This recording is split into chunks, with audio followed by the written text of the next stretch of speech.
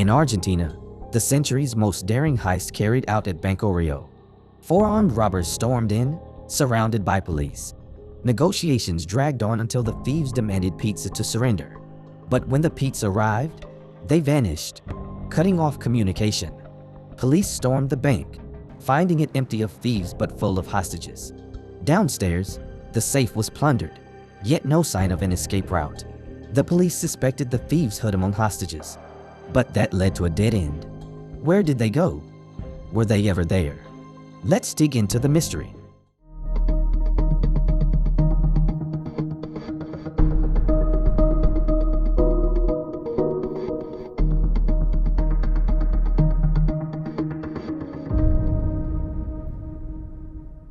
This incident occurred in Acasuso, San Isidro, Buenos Aires, Argentina in 2006.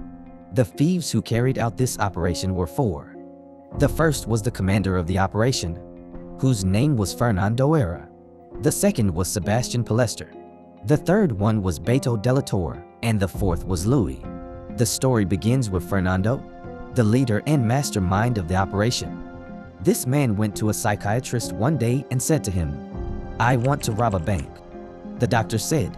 He was surprised, according to what he said, because of the effect of hashish, because Fernando had always smoked and used hashish. The doctor said, "Okay, so where did this come from? Desire for money?" Fernando replied, "No, I don't need money. But you know, I am an artistic person. I love art and feel that I can create a great work of art in the field of bank robberies." During this period, Fernando went out daily and roamed around the bank area to explore passable way for the operation. In fact, Banco Rio, one of the well-known banks located in a very wealthy area, was chosen as the target for the operation. Fernando had two ways in which he could carry out the operation. The first way was to enter the bank when it was open, attack the bank with their weapons, take the money, and leave quickly before the police arrived.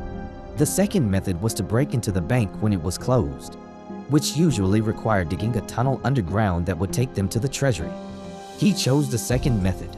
However, this method had a problem with it being exposed quickly because the bank had thermal sensors and advanced alarm devices that could detect whether someone had entered the safe.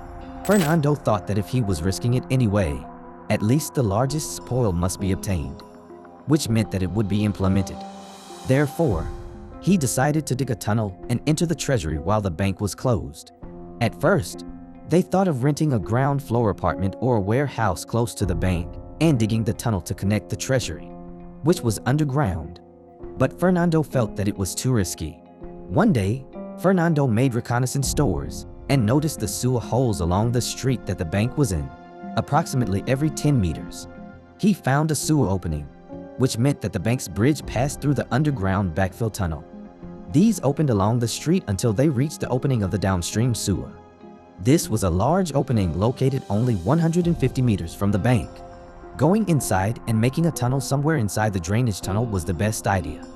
But now, Fernando needed some people to help him because it was impossible for him to carry out this operation alone. The first person that came to his mind was one of his friends, whose name was Sebastian Foster. Fernando presented the idea to him. Sebastian agreed and said that he would be with him in the operation. Then together, they went to the bank site to the sewer tunnel underneath it and started together. They did the math to know exactly where to dig. Then they went into the bank. Fernando secretly took a couple of photos and claimed to be new customers. Despite all this, they needed financial support because the tools that Sebastian would make would need money. Therefore, Fernando started searching for a new partner to join them. A person whose name was Beto Della Torre joined them as a third member. All the money needed for this operation will be paid by him. Fernando still wanted a fourth person, someone to work in manual labor that requires strength because Sebastian would be busy making tools. The financier was the oldest of them in age, and his movement was slow, so a person named Louis joined them as a fourth member. Thus, a gang of 4 members is formed. After this, Fernando, Sebastian, Beto, and Louis discussed the details of the operation. They dug inside the sewer tunnel according to the length of the tunnel and the angle at which it should be inclined, and created a detailed plan with all the calculations needed for the drilling process. Meanwhile, one of the members of the gang stood above in the street to monitor the situation. The next problem was the thermal and alarm sensors that would go off as soon as they broke into the safe. Since Fernando came from an artistic background, he began to imagine that a thermal protective suit would reduce the temperature of the sensors. He started experimenting with it to see if it could capture his body heat or not. Fernando was frustrated with this issue and thinking about what possible way they could enter the safe. Suddenly, a new idea came to his mind. Why not combine the two methods with some method of digging a tunnel and method of armed intrusion? They would use the tunnel to enter and exit, and this way, the sensors and alarm would be of no importance. They would break into the safe from underneath without anyone seeing them.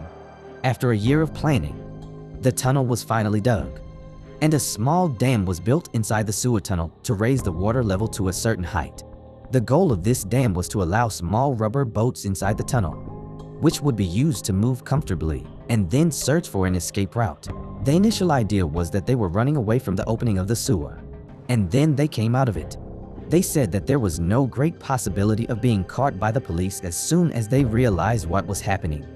They got a van and parked it right over this manhole, and in the floor of the van, they opened a hole that was directly above the sewer hole, meaning they would come out through it.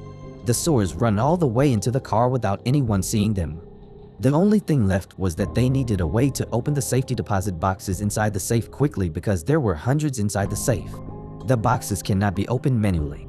It would take a long time. As the engineer Sebastian created a hydraulic device that they called the cannon.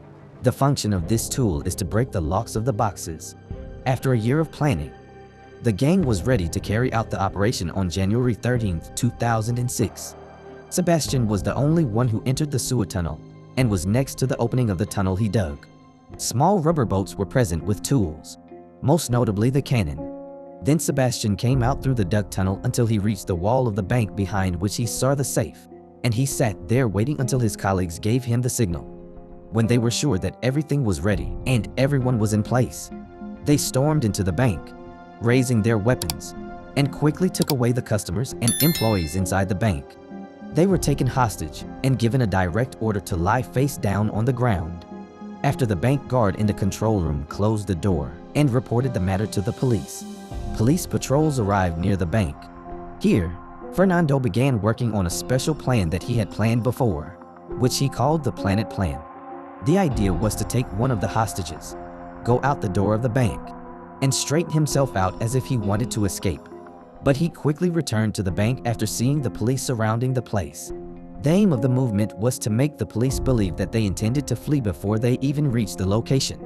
They parked a fake car in front of the bank as if it was their getaway car. But because of the speed of arrival, they had to abandon it and escape on foot.